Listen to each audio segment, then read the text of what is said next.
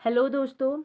आज हम बात करेंगे 2015 के पॉलिटेक्निक लेक्चरर के एग्ज़ाम के बारे में। ठीक है, हमें पता है यूकेपीएससी पॉलिटेक्निक लेक्चरर का एग्ज़ाम लास्ट टाइम 2015 में कंडक्ट कराया गया था।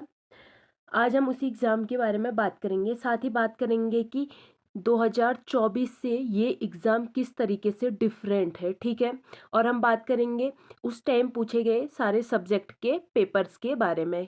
उन सब्जेक्ट का पेपर किस तरीके से आया था या पेपर क्या था। ठीक है, और उस टाइम का जो एग्ज़ाम हुआ था उसके पैटर्न के बारे में। ठीक है, अब सबसे पहले बात कर लेते हैं कि ये पेपर 2024 के पेपर से, यानी कि इस बारी जो एक पेपर होने वाला है उस पेपर से किस तरीके से डिफरेंट है, इन दोनों में क्या डिफरेंस है। ठीक है, सबसे पहले डिफरेंस की अगर बात करें तो जो पहला डिफरेंस है वो है मोड ऑफ एग्ज़ाम। क्या है ये तो आप सभी को पता ही होगा, ये है मोड ऑफ एग्ज़ाम। अगर एग्ज़ाम के मोड की बात की जाए तो जो 2015 का एग्ज़ाम हुआ था उसका जो मोड था और 2024 का जो एग्ज़ाम होने वाला है, इन दोनों के मोड की बात करेंगे तो ये जो है ये ऑफलाइन था और ये जो एग्ज़ाम होने वाला है ये क्या होने वाला है, ऑनलाइन होने वाला है। ठीक है, इस बात के बारे में तो आपको क्लियर ही होगा कि ये जो एग्ज़ाम होने वाला है वो क्या है, ऑनलाइन मोड में कंडक्ट कराया जाना है। ठीक है, अब दूसरा और मेजर डिफरेंस की अगर मैं बात करूँ तो मेन डिफरेंस यही है, यहाँ पे जो सब्जेक्ट है, डिफरेंस क्या है, सब्जेक्ट। सब्जेक्ट की अगर बात करेंगे तो उस टाइम यानी कि 2015 और किसके बीच कंपैरिजन हो रहा है, 2024, इन दोनों की बात की जाए तो सब्जेक्ट की अगर बात करेंगे तो इस टाइम पूछे गए थे आपसे 5 सब्जेक्ट, 5 सब्जेक्ट आपसे पूछे गए थे।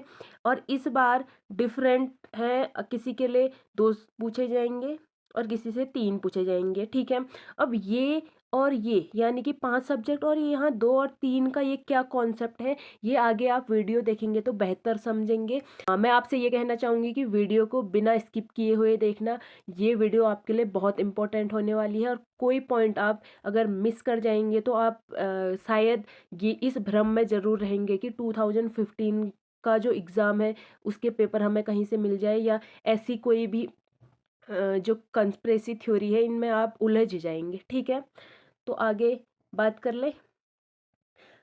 तो यहाँ पे जो सब्जेक्ट है इनकी कहाँ पे बात होगी, वीडियो में आगे क्लियर हो जाएगा आपको अगर आप वीडियो बिना स्किप किए हुए देखेंगे। ठीक है, अब बात करें 2015 के एग्ज़ाम की, क्या बात करनी है अब हमने बात करनी है कि 2015 का जो एग्ज़ाम हुआ था वो क्या था, कैसा था। ठीक है, तो 2015 का अगर आपको एग्ज़ाम पैटर्न समझना है तो इसके लिए हम उस पेपर को ही ले लेते हैं। ठीक है, ये है आपका 2015 का पेपर। ठीक है, अब यहाँ पे अगर बात की जाए, ठीक है पेपर, यहाँ पे अगर बात की जाए तो 2015 में 5 सब्जेक्ट पूछे गए थे। वो 5 सब्जेक्ट क्या थे, वो 5 सब्जेक्ट थे general studies, general knowledge related to state, state से रिलेटेड जनरल नॉलेज पूछा था, general intelligence test and language. Language में थे आपका हिंदी एंड इंग्लिश।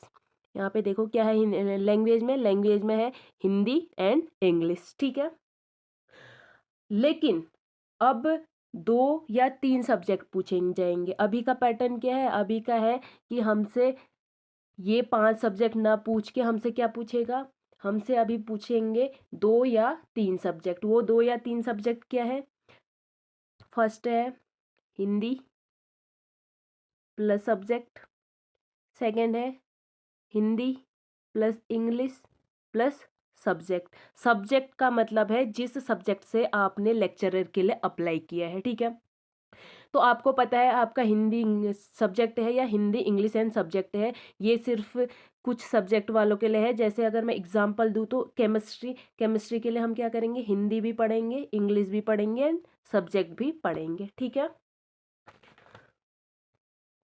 अब यहाँ पे क्या देखने को मिल रहा है, यहाँ पे देखने को मिल रहा है कि 2015 के जो 3 सब्जेक्ट हैं उन 3 सब्जेक्टों को हटा के यहाँ पे अपना खुद का सब्जेक्ट है उस सब्जेक्ट को ऐड किया गया है, ठीक है। और ये जो डिसीजन है ये बहुत अच्छा डिसीजन है, क्योंकि सब्जेक्ट ऐड करना ज़रूर।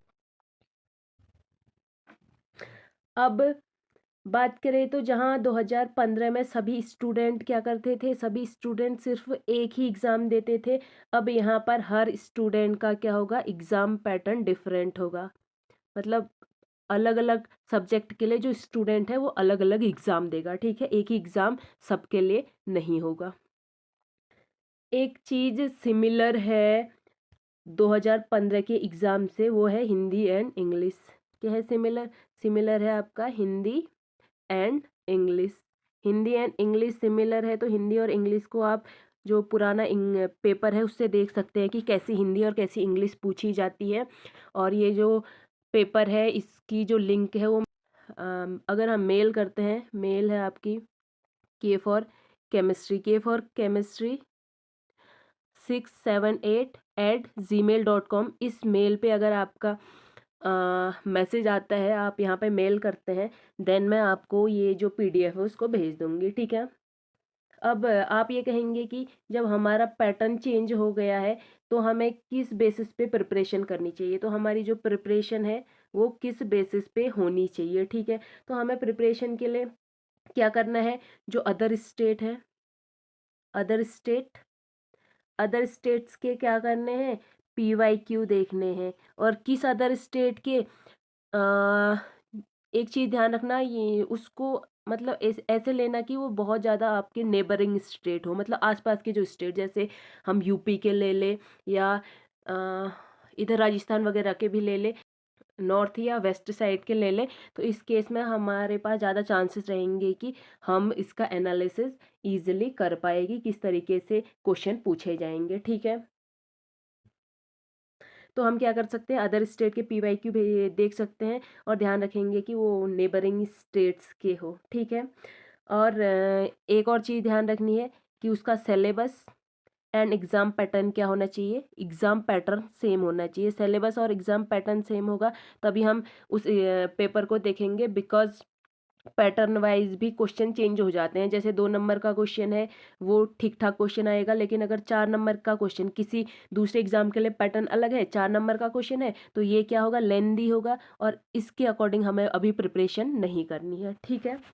एक और इम्पोर्टेंट चीज़ मैं आपको बता देना चाहूँगी, वो है पी वाई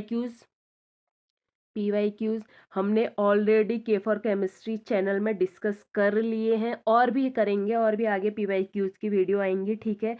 और सिलेबस के अकॉर्डिंग क्या हो रहा है, सिलेबस के अकॉर्डिंग लेक्चर आने स्टार्ट हो गए